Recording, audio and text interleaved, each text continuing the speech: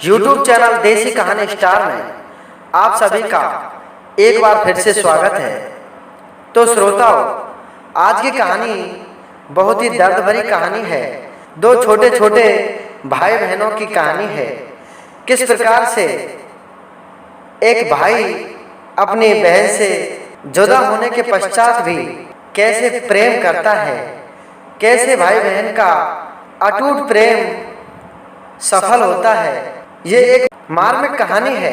एक समय की बात है, एक गांव में एक गठरिया रहता था जो बकरियां चराता था। उसके पास में 4-5 बकरियां थी। वो उन्हें रोज जंगल में चराने जाता। तो क्या होता है श्रोताओं, उस गठरिया के एक लड़का था और एक लड़की थी। लड़की का नाम तारावती था और लड़के का नाम शेर सिंह था। तारावती और शेर सिंह का समय खराब आने लगता है और एक दिन उनकी माँ बीमार हो जाती है और बीमार इतनी हो जाती है कि उसकी माँ की मृत्यु हो जाती है। महीनों 2 महीने बाद उसके पिता उन बच्चों की देखभाल के लिए अपनी दूसरी शादी कर लेते हैं। दूसरी शादी करने पर जो उनकी सौतेली माँ होती है वो उन दोनों बच्चों से ईर्ष्या रखने लगती है और अपने पति गठरिया से कहती है कि आप बकरियां चराने मत जाया करो। आपका ये जो 10 साल का बच्चा है शेर सिंह है, इसे आप बकरियां चराने के लिए भेज दिया करो।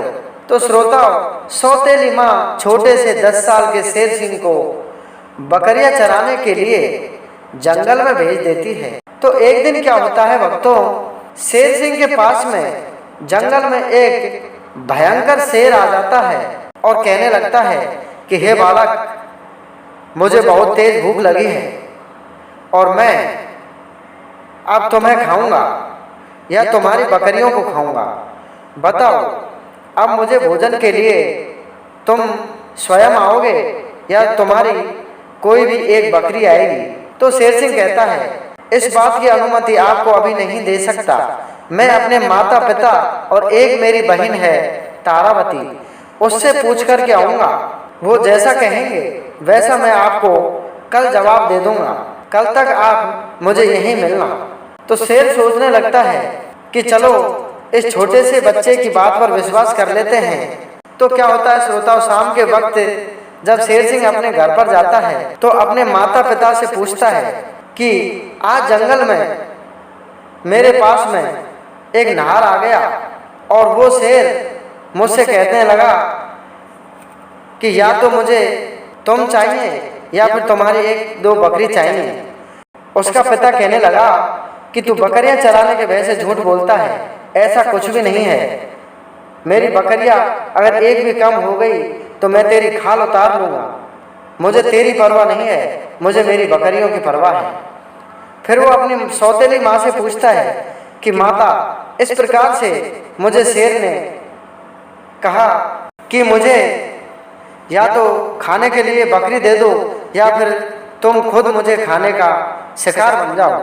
तो उसकी सौतेली माँ ये बात सुनकर उसे जोरदार तमाचा मारती हैं और शेर सिंह से कहती है, अगर मेरी एक भी बकरी कम हुई तो मैं तुझे जीवित जला दूंगी, जिंदा जला दूंगी। अगर बकरी एक भी कम हुई तो वापस मत आना, इस घर में पैर मत रख देना।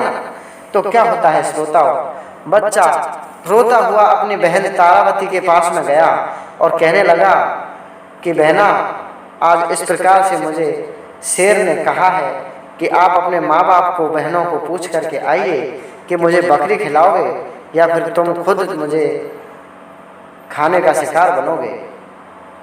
तो क्या होता है भक्तों, उसकी बहन ये बात सुनकर के बहुत डर जाती है और रोने लगती है और कहती है कि हे मेरे प्रिय भाई शेर सिंह, तुम बकरियों को उस शेर के लिए खिला देना, लेकिन मुझे मेरा भाई सबसे प्यारा है। मैं मेरे भाई को कभी नहीं छोड़ सकती। तुम खुद अपनी जान बचा लेना। तो क्या होता है श्रोताओं, बहन की आत्मा तो बहुत ही साफ होती है, साफ दिल से प्यार करती है अपने भाई को। तो शेर सिंह रोता हुआ चला जाता है और सारी बात सोचता सोचता उस शेर के पास में चला जाता है दूसरे दिन अपनी बकरियों को लेकर के, और शेर से कहता है कि हे जंगल के राजा, मुझसे मेरे माता पिता ने कहा है कि मेरी बकरी कम नहीं होनी चाहिए, चाहे तुम शेर का शिकार बन जाना। और मेरी एक बहन है तारावती, उसने मुझसे कहा है कि मेरा सबसे प्यारा मेरा भाई है, मुझे मेरा भाई चाहिए और कुछ भी नहीं चाहिए। तो शेर कहने लगा कि अब आप फैसला कर लो, अपने माता पिता का फैसला मानोगे या अपनी बहन का। तो शेर सिंह मन में सोचने लगता है कि अगर मैंने बकरी इस शेर के लिए दे दी तो मेरे माता पिता मुझे और मेरी बहन को जिंदा जला देंगे, तो हमारी मृत्यु निश्चित है और मेरे साथ में मेरी बहन की भी मृत्यु हो जाएगी। तो वो कहने लगा कि हे जंगल के राजा, आप स्वयं मुझे अपना शिकार बना लीजिए, लेकिन मेरी बकरी को बिल्कुल भी मत छूना।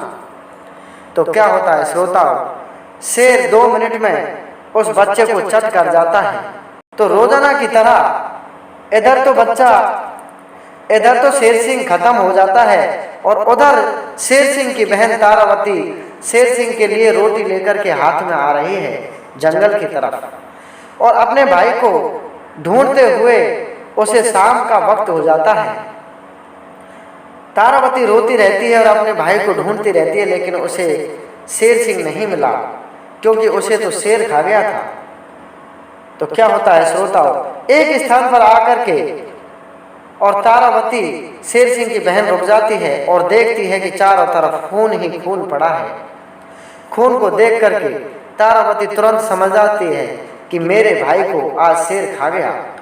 तो वहां पर जैसे ही वह नजर घुमाकर रोने लगती है और बैठी बैठी रोने लगती है, तो उसे एक छोटी सी उंगली पर नजर पड़ती है। श्रोताओ, जब शेर सिंह ने उस बच्चे को खाया था तो उसकी सबसे छोटी वाली जो उंगली होती है वो कहीं उछलकर दूर जा गिरी थी और शेर उस उंगली को नहीं खा पाया।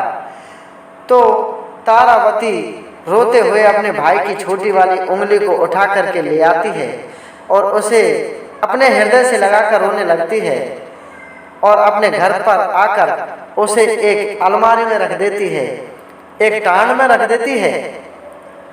तो क्या होता है श्रोताओ, जैसे ही वो टांड में उसे रखती है तो उस उंगली का एक तोता बन जाता है और तोता बन करके वो अपने माता की जो सौतेली माता थी उसको मीठी मीठी भाषा में मधुर गीत सुनाने लगता है। और गीत सुनाते वक्त जब उसे गीत अच्छा लगता है तो उसकी सौतेली माँ कहती है कि हे सुआ, हे तोता, तुम बड़ा अच्छा गीत सुना रहे हो, ये गाना मुझे एक बार फिर से सुनाओ। तो तोता कहता है कि मैं तुम्हें ये गाना तब सुनाऊंगा, पहले आप अपनी जीभ निकाल के मुझे बताइए, क्या पता मेरा जो कंठ है ये मैं तुम्हें ही दे दूं। वो सोचने लगती है कि मैं भी इतना मीठा गाना गाऊंगी तो मुझे बहुत इनाम मिलेगा। तुरंत वो अपनी जीभ उस तोते के सामने निकाल देती है। तो उस अलमारी में जहाँ पर तोता बैठा हुआ था उस अलमारी में एक दराती रखी हुई थी, एक चाकू टाइप का जो हथियार होता है वो रखा हुआ था। तो झट से वो तोता अपने पंजे से उस दराती को गिरा देता है और उसकी माता, जो सौतेली माता थी जिसने उसको मरवाया था, उसकी जीभ कट के अलग हो जाती है और वह तोतली हो जाती है और वह कुछ नहीं बोल पाती। जीभ कटने के पश्चात में वो बहुत विलाप करती है क्योंकि वो बोल नहीं पाती। तो क्या होता है श्रोताओ, वो तो वहां से चली गई। फिर उसका पिता आया था जिसने भी उसे मरवा दिया था। तो उसके पिता के लिए भी वह वही गाना सुनाता है। तो उसका पिता कहता है कि हे सुआ, आप तो बहुत अच्छा गाना सुनाते हो, मुझे एक बार ये लाइन दोबारा सुनाइए। तो तोता कहने लगता है कि आप मेरे पास में आइए और आंखें खोल करके देखिए कि मैं किस प्रकार से गाना गाता हूँ, क्या पता आप भी मेरी भाषा सीख जाएं। तो जैसे ही वो नजदीक आकर के उस तोते के गाने को सुनने लगता है तो तोता झट से उड़ करके अपने पंजों के प्रहार से उसकी दोनों आंखें फोड़ देता है और वो अंधा हो जाता है। तोता उड़ करके किसी साहूकार के पास में जाता है जो बड़ा सेठ होता है। सेठ के पास में जाकर के मीठा मीठा गाना सुनाने लगता है और सेठ उसकी आवाज को सुनकर के बड़ा प्रसन्न होता है और कहने लगता है कि हे सुआ, मुझे आपकी जो गाने की आवाज़ है ये बड़ी अच्छी लग रही है और आप मुझे ये गाना दोबारा सुनाइए। वो सेठ उस तोते की आवाज़ को सुन करके बड़ा प्रसन्न होता है और कहने लगता है कि हे तोता, ये कीमती हीरा मोती से जड़ा हुआ हार है, ये मैं तुझे प्रसन्न होकर के देता हूँ। आप इसको ले जा करके अपने सबसे प्रिय व्यक्ति के लिए दे देना। तो क्या होता है श्रोता, वो तोता उस हार को अपने गले में लटका कर आता है और अपनी बहन के पास में आकर के वही गाना गाने लगता है और उसकी बहन सोचने लगती है कि ये तोता बड़ा प्यारा गाना गा रहा है और कहने लगती है कि हे तोता, आप कहाँ से आए हो, आप मुझे ये गाना एक बार और सुना दीजिए। तो तोता कहने लगता है कि हे लड़की, मैं ये गाना तब सुनाऊंगा, आप पहले अपनी झोली पहला करके और चौड़ी कर लीजिए। तो जैसे ही वो लड़की तारावती अपनी झोली पहना करके अपनी झोली को ओढ़ती है तो वो तोता अपनी चोंच से पकड़ करके वो हार जो कीमती हीरा मोतियों से जड़ा हुआ था उसको उसकी झोली में डाल देता है और कहने लगता है कि बहन, मैं तेरा वही भाई हूँ शेर सिंह, जिसकी तू छोटी उंगली को उठा करके और लाई थी और भगवान की कृपा से मैं आज तोता बन गया हूँ। तुम जितना दुखी हो, मैं तुम्हारे इस दुख को सहन नहीं कर पाया और मेरी आत्मा ने भगवान से जाकर के प्रार्थना की कि मैं मेरी बहन का दुख नहीं देख सकता, मुझे कुछ ना कुछ उपाय बताइए प्रभु, मैं क्या करूं। तो क्या होता है श्रोता, उस शेर सिंह को भगवान ने अपनी कृपा से और तोते के रूप में उस उंगली में जीवन दान दे दिया था, उस उंगली में जीवन भर दिया था प्रभु ने, क्योंकि उसकी बहन का प्रेम सच्चा था। उसकी बहन के प्रेम को देख करके प्रभु ने उसकी उंगली को तोता बना दिया। तो श्रोता, इसकी आगे की कहानी का एक पार्ट और है, अगर आप कमेंट करके बताएंगे तो मैं इसका अगला पार्ट भी आपको सुनाऊंगा, लेकिन आपको कमेंट जरूर करने पड़ेंगे। अगर आप कमेंट नहीं करोगे तो मैं आपको ये आगे की कहानी नहीं सुनाऊंगा। अगर आप डिमांड करोगे तो अवश्य मैं आपको आगे की कहानी बताऊंगा कि किस प्रकार से उसकी बहन का प्रेम उस तोते को वापस अपना भाई बना देती है। तो आज तक के लिए इतना ही काफ़ी है दोस्तों। जय हिंद, जय भारत।